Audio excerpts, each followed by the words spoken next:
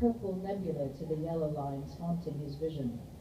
Now he unplugged it, sending the basement into sepulchral silence.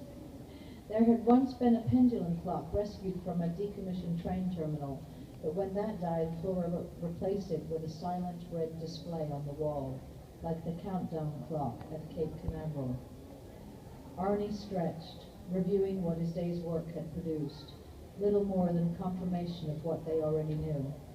He had shaved a slice of rock from one unmarked corner of the card-sized stone and hunkered over it with a light microscope to affirm that yes, as the weight and location had suggested, it was a palisade meteorite with a nickel-iron matrix and olivine crystals, and a bit of chromite as well.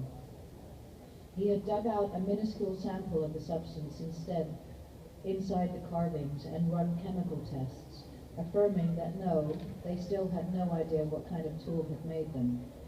There was no trace of non-indigenous stone or metal, no hint of thread from a cloth or fur from a pelt that may have been used to smooth it.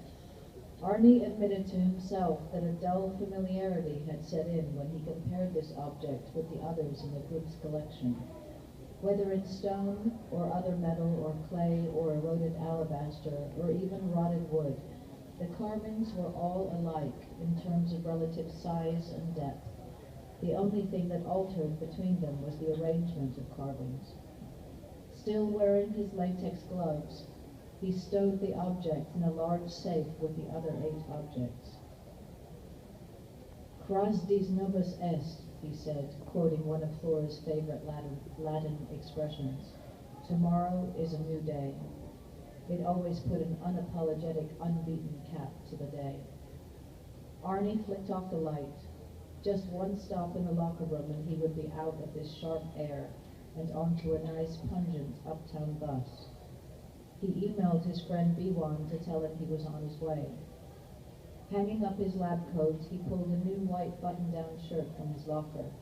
He was tired, but tired was the best way to enjoy uranium, a throwback to the 1980s with disco music and black lights to make its cocktails glow.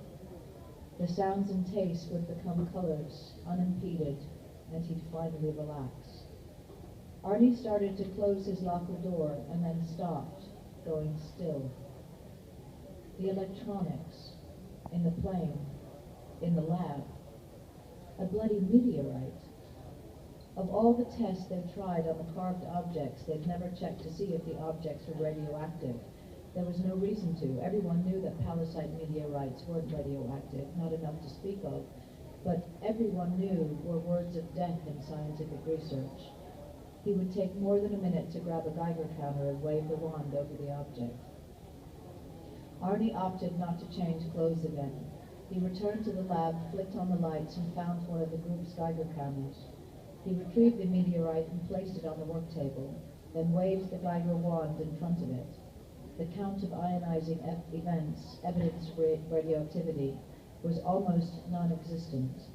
The Geiger produced a couple dull clicks at a limping, almost dead pace, generating 1 or 2 light brown spots in the corner of Arnie's vision, nothing to get excited about.